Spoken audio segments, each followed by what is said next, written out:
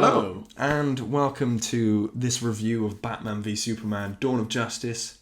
We've just seen it. We just saw it. Yes, the midnight opening release or whatever. Yeah, well, it was actually like 20 past. Yeah, lots of timing. adverts.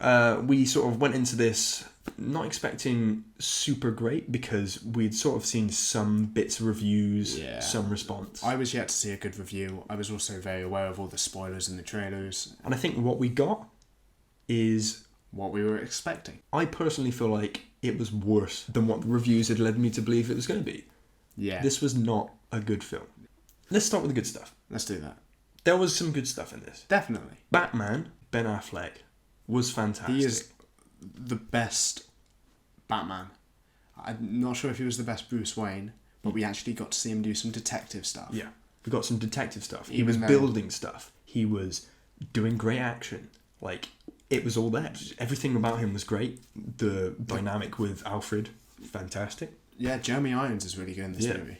He's a really strong Alfred. He's kind of like cocky and he's kind of Yeah, they've got a great sarcastic. sort of, yeah.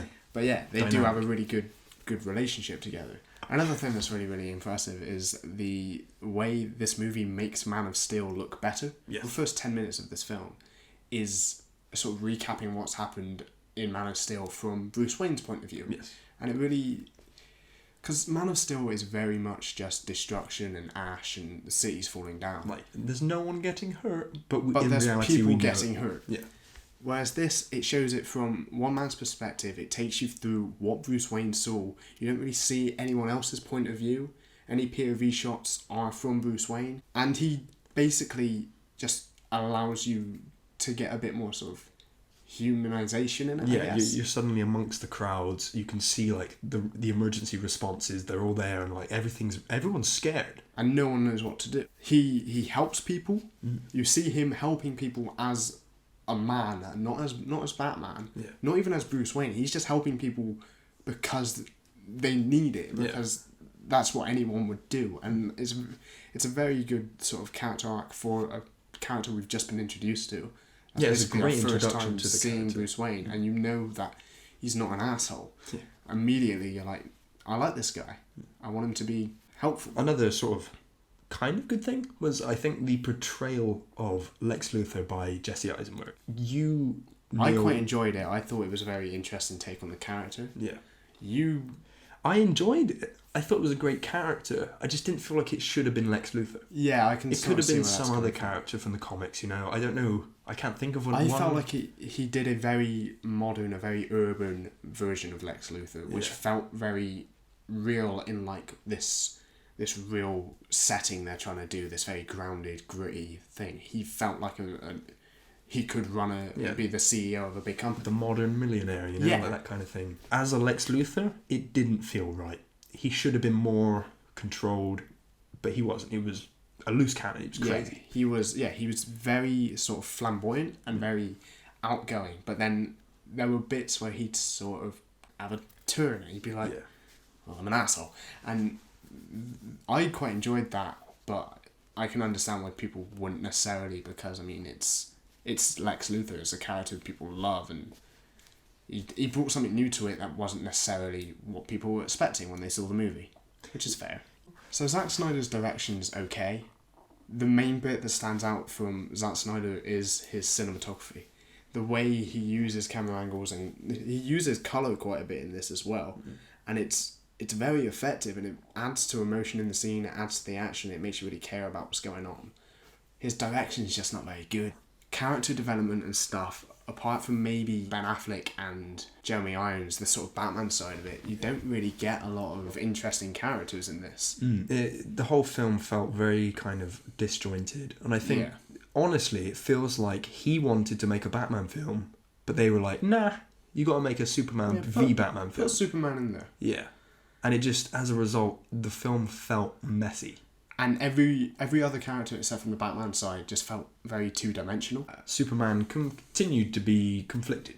Yeah. And that was it. Nothing came of it. He That was was his conflicted. whole thing. He's conflicted. There we go. Another thing that Zack Snyder is probably to blame for is a lot of pointless scenes throughout the film. We see another member of the Justice League appear in a dream sequence, but they sort of give a plot point to Bruce Wayne, which feels very forced and very confusing, and you can't really tell why. There's a cut to him walking up like Mount Everest or whatever, and you think, oh, he's going to the Fortress of Solitude, but he's not. He has a conversation with someone. There's a random scene where Lawrence Fishburne walks through the Daily Planet and goes, "Where's Clark?" And they're like, "We don't know." And he goes, "Oh, he's always disappearing." Yeah, and then it cuts to something else. Yeah. There's also a lot of like cock teasing with Batman. Like you get like really interesting setups, and then he doesn't need to be Batman to be there, or you don't see him be Batman when he's there, which is very annoying. We have no idea why they were fighting at the end. This Batman v Superman, no idea why. The fight came out of nowhere. There were several moments during the film where you were like, okay, this looks like it might lead to the fight, and then nothing came of it, and then it just kept going and going and going, and you might think maybe the reasons are building and there's more and more reasons, but it just felt forced at the end of it. Like the reason they started fighting appeared 5 seconds before they started fighting. Yeah. There was no, like, every kind of suggestion of a build-up was not the actual reason for that fight. The fight scene just felt shoehorned in. This should have just been a Dawn of Justice. That should have been the name of the movie. It shouldn't have been Batman v Superman, because that wasn't a big enough point in the film. I would say that Warner Brothers and DC have actually lied to us with this film. The big push was, who will win Batman v Superman? That was not the film. The film wasn't Batman v Superman. That just sort of happened towards the end of the film. A thing I sort of thought of whilst watching the film was, it's almost as if DC are afraid to embrace their own comic books and their own stories. And a lot of this film felt like it was embarrassed to embrace the comic books. They're just taking themselves too seriously. Yeah. They had 3 years to make this movie. Write, rewrite, edit, film, refilm, reshoot, do post-production, do all of this shit. And this is what we've got. And it's not good. And it's no good. It's such a shame because Ben Affleck is so good in this. Yeah, he is wasted on this film. Would you recommend this movie to anyone, Sam? No. I would recommend it to a Batman fan who's open to Batman killing people. Don't see this movie. So anyway, as always, like, comment, subscribe. Thank you very much. Cheers.